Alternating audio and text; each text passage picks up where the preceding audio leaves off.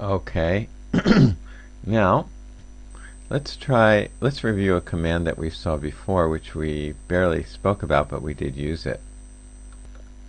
Okay, this command, if you recall, make it a little bigger. This command, if you recall, we used before. And I explained that it generated 20 random numbers. Random numbers between 0 and 1. Okay, and if you did 30, you would get 30 random numbers between 0 and 1. So let's try this. Let's try this command here. So, oops, sorry. Let's try this. Okay, so we're putting that we're generating these I'm generating 100 numbers like this, and then I'm putting that inside a plot command. So let's try it. So you should see something like this.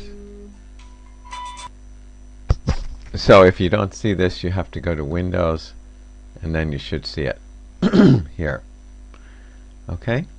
So what is this? It's a plot, and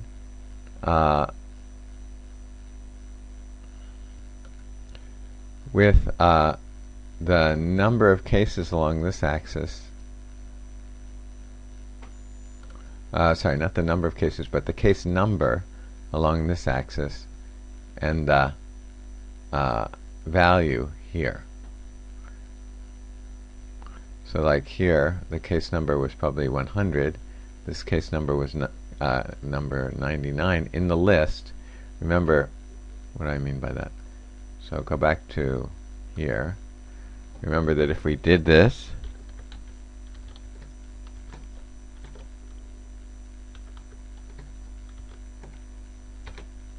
we get a bunch of numbers, and these are the case numbers. So this is case number 100. This 99 means that this case number is case number 99, or element number 99. This 92. So these numbers here sort of help you navigate. So if you didn't have these numbers here, you'd have to go. If I wanted to know what this one was, I'd have to count all the way to here. But here, this means this one. I'm sorry, this one is 57. So 58, 59, 60. So I can do it more easily that way. So this tells you the case number for this one, or the element number for this one. So this one is 100, is the element number 100. So going back to here, so this is element number 100, and its value was up high, relatively high. What was it again?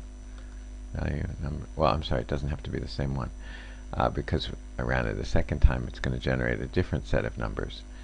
So because it's generating a set of random numbers. So anyway, this one was relatively high, and this maybe is whatever. This one is 100, case number 100, maybe 99, maybe 98, or 98. I guess this is 98. So case number 98 here was relatively low on this scale. Okay? So anyway, you can use the plot function to do something like this. Now, just to put this in a little bit of context, so run, I'm sorry, it's not run, it's not pronounced run. It's R uniform, actually. This one, R uniform, we just saw, will give me 100 numbers like that. Okay? But here's another command, R norm, and that will give me. So what this top one is, for those of you who know a little bit of statistics or probability, you're generating 100 numbers, and all numbers are equally likely to occur. But here, we're choosing from what we call a normal distribution of numbers. So the center numbers are more likely to occur. By the center numbers, I mean numbers that are close to. Remember, all the numbers are between 0 and 1. So the center is like 0.5. So numbers that are close to 0.5 are more likely to occur when I do this command than when I did the other command. Actually, more specifically or more clearly, this is generating from the normal distribution. But if you're not sure what that means, we can just say that numbers closer to the center are more likely to occur. And if we check that, well, it's going to be hard for us to see, but oh, it's also, sorry, wrong.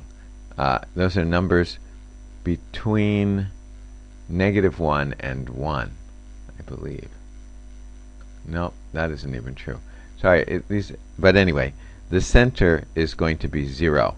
So numbers that are closer to 0 are more likely to occur than numbers that are not close to 0. But actually, this generates numbers from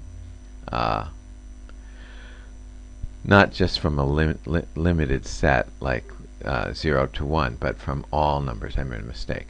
It generates from all numbers on the number line. It can pick up any number on the number line, but the ones that are closest to 0 are more likely to occur. So it comes from, okay, let me just show you.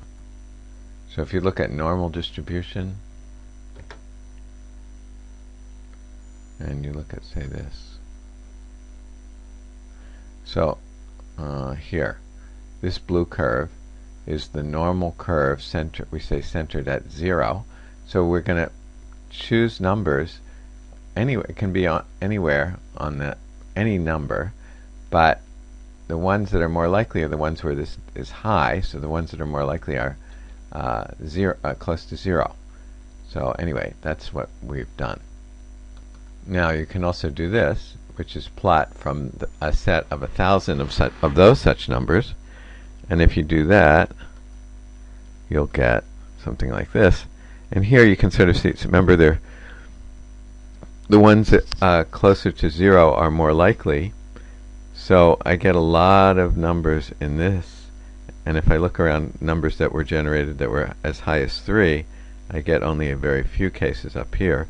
And as high and as low as -3, I get only very few cases here. So anyway, that's just one small example. Okay, let's stop here and we'll come back. We'll look at R. You can treat R as just like a simple calculator, but of course that's not the best use of R. But let's just go on to that next.